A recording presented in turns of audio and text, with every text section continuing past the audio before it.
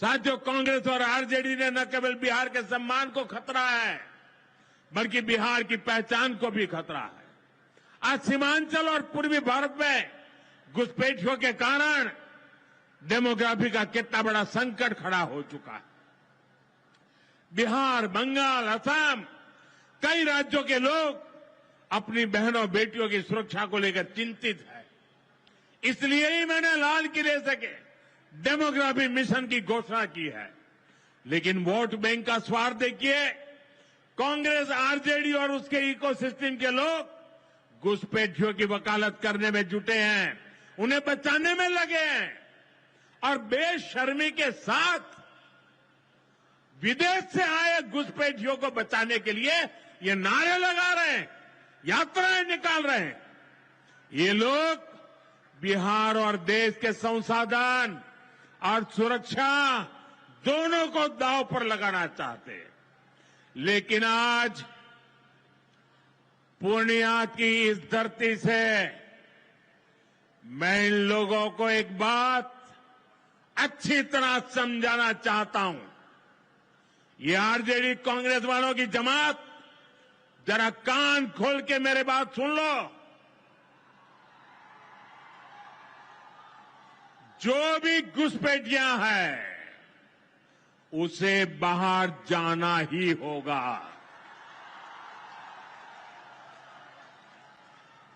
घुसपैठ पर ताला लगाना एनडीए की पक्की जिम्मेदारी है।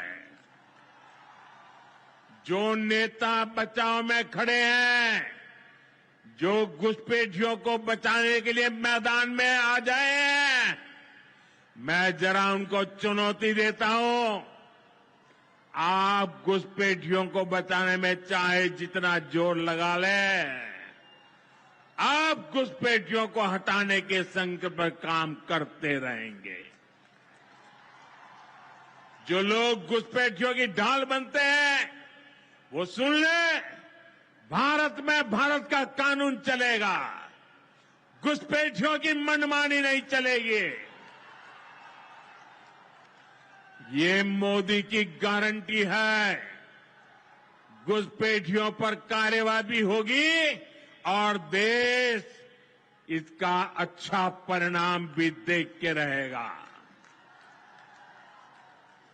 घुसपैठ के समर्थन में कांग्रेस, आरजेडी वाले जो विषय उछाल रहे हैं, बिहार और देश की जनता उन्हें बहुत करारा जवाब देने जा रही है।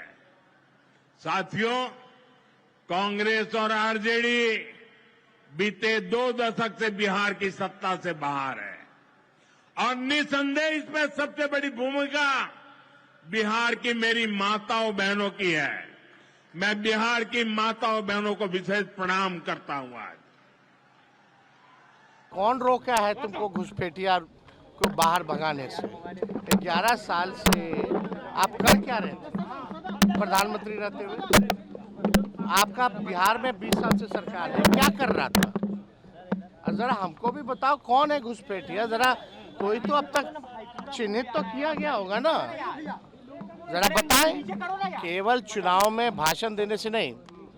अभी झारखंड में चुनाव था तो वहां घुसपैठिया था, अब घुसपैठिया नहीं है। अब वहां जाकर के घुसपैठिया के बारे में बोल रहे हैं। तो ये घुसपैठिया को केवल जो है मुद्दों से भटकाना है। असल मुद्दा पढ़ाई, दवाई, कमाई, सिंचाई, कार्रवाई और सरकार वाली सरकार चाहिए लोगों को, ये असल मुद्दा है। आप देखिए ना, छोड़िए ना प्रधानमंत्री के, कल चहेते बिहार के मंत्री जी ने क्या करतूत किया। पत्रकारों को मां बहनों की गाली दी, पीटा गया।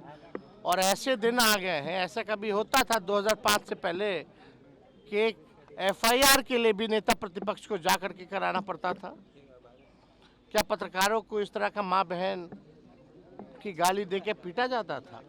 पहले तो ऐसा 2005 से पहले नहीं होता था। तो मुख्यमंत्री तो अचेत अवस्था में, उनको तो कुछ पता ही नहीं होगा। जो रिटायर्ड अधिकारी जितना बताएंगे उतना ही जो है वो करेंगे।